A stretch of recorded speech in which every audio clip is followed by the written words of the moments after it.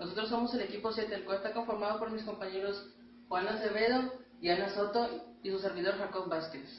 A continuación, Ana abrirá el tema número 1 de la comunicación oral. Que la expresión oral no solo abarca lo que sería la comunicación, también abarca lo que sería sociocultural y el contexto de la situación.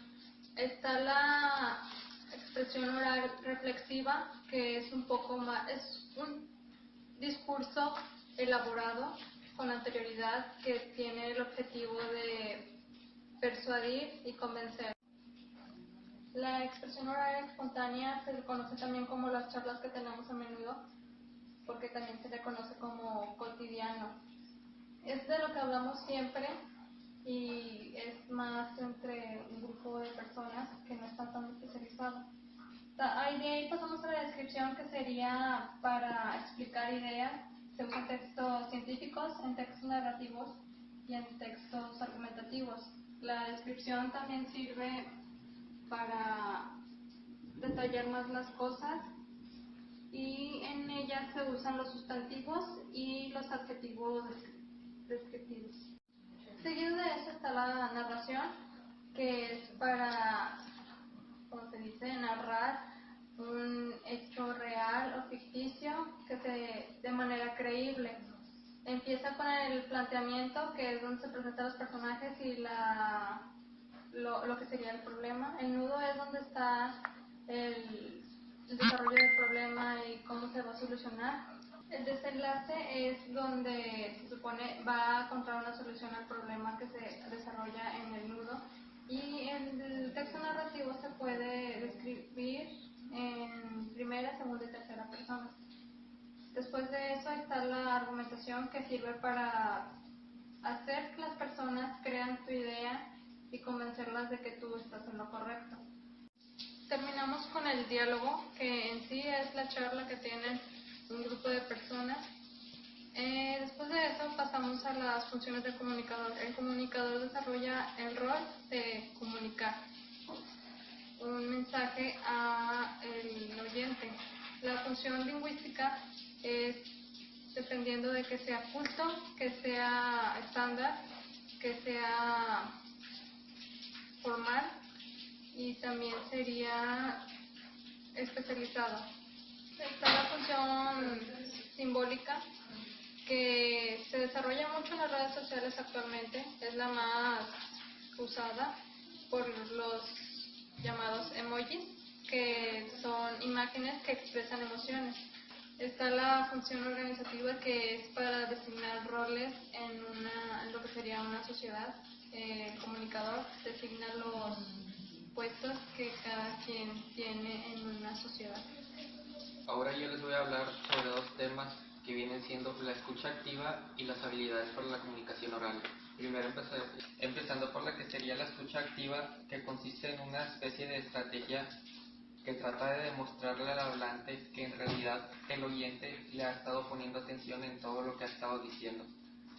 Pero también cabe mencionar que para esto también existen ciertas dificultades o impedimentos que podrían dificultarlo y volverlo algo incómodo, o que la comunicación no se realice de una manera muy adecuada. Existen 4 obstáculos, pero principalmente mencionaré 2 que para mi parecer son los que podrían ser de mayor impedimento o podrían dificultar más una comunicación.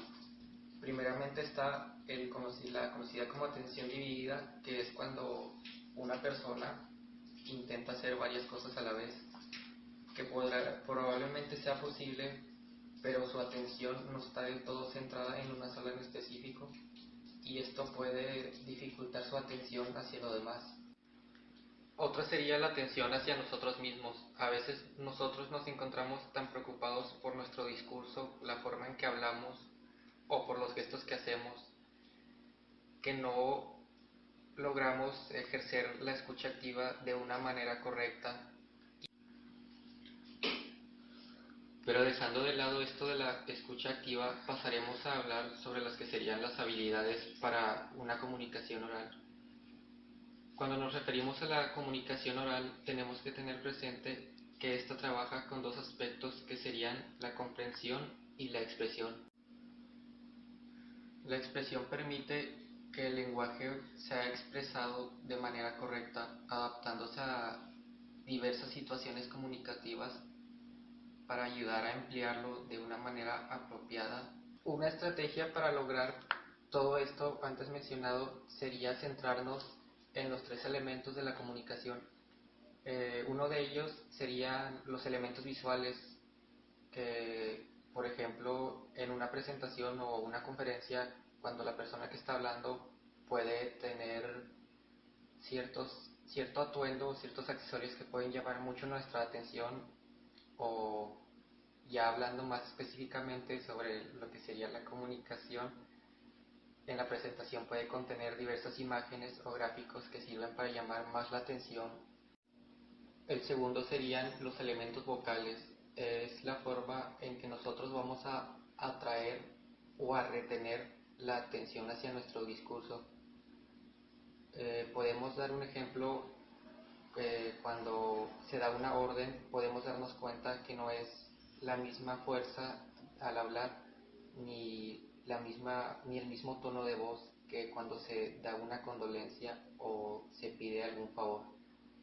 Otros serían los elementos verbales, que es la forma en que están estructurados las oraciones, verbos, adjetivos y cómo se da seguimiento a la comunicación.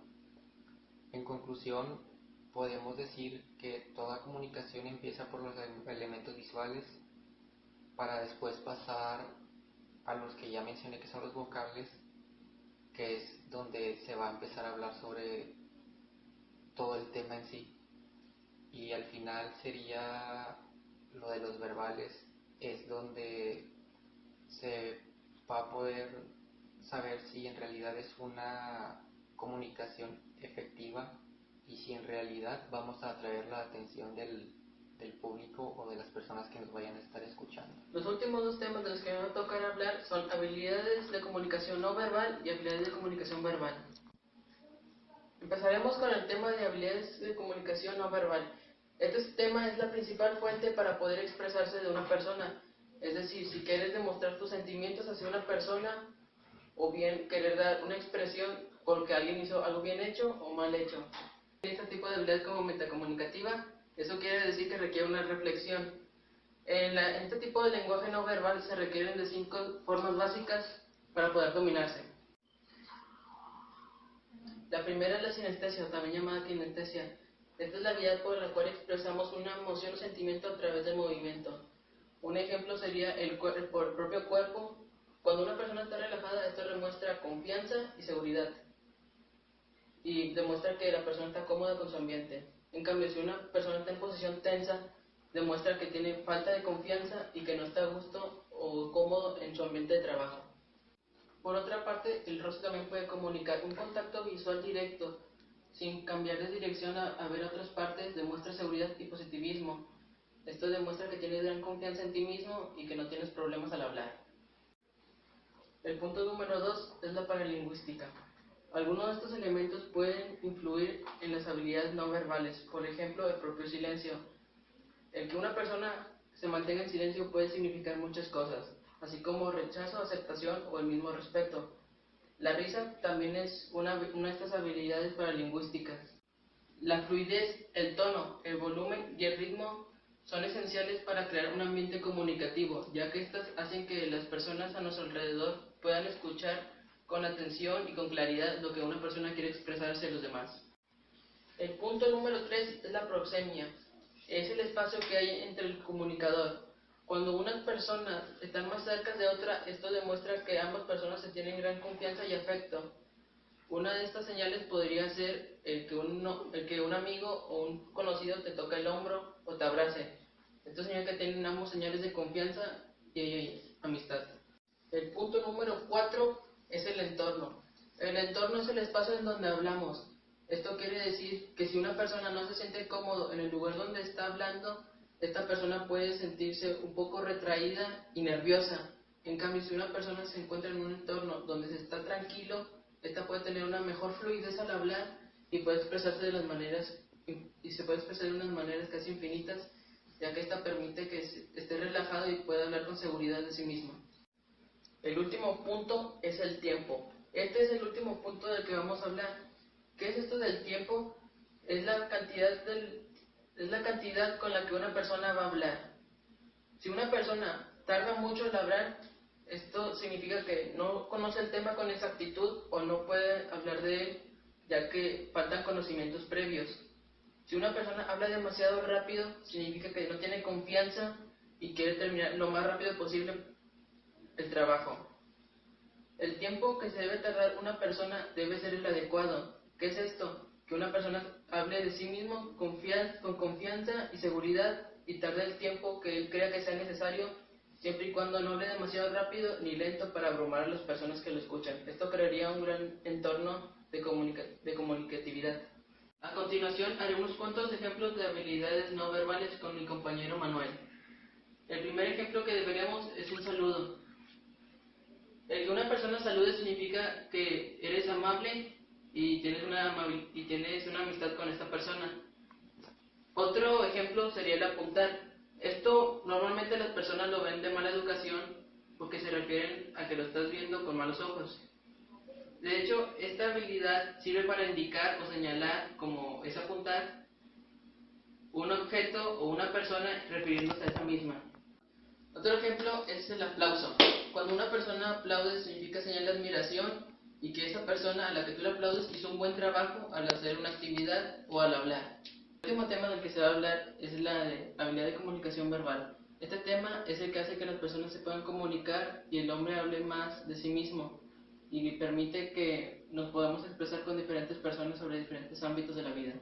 La adquisición del conocimiento tiene mucho que ver con la maduración de la persona por el ámbito en el que crece, es decir, el hogar por la enseñanza de sus padres. Un niño que crece en un lugar donde se pueda comunicar libremente siempre tendrá un gran respeto y aprenderá a comunicarse de la forma adecuada con las demás personas, siempre teniendo el respeto de comunicación y aguardando que una persona termine de hablar para dar su punto de vista.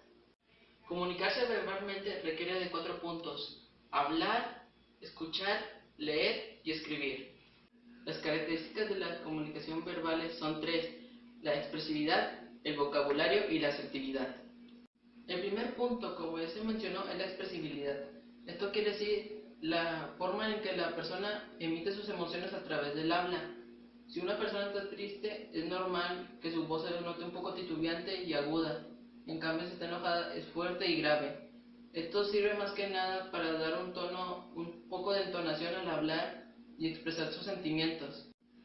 El vocabulario es el punto número 2. El vocabulario siempre tiene que ser de una forma casual y normal. Esto para que todas las personas que nos escuchen puedan entendernos adecuadamente sobre el tema.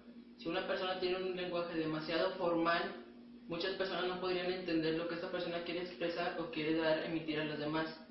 Y si es demasiado vulgar, como se podría decir, muchas personas se podrían sentir ofendidos o no podrían captar el tema o simplemente se enojarían y se irían.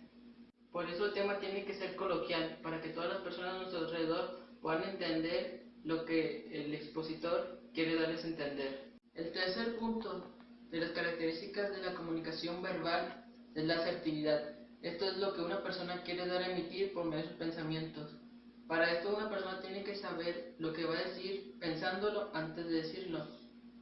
Esto podría ser que una persona quiere dar a emitir una idea, pero primero tendría que pensarla antes de poder dársela al público para evitar confundir a las personas que los rodean.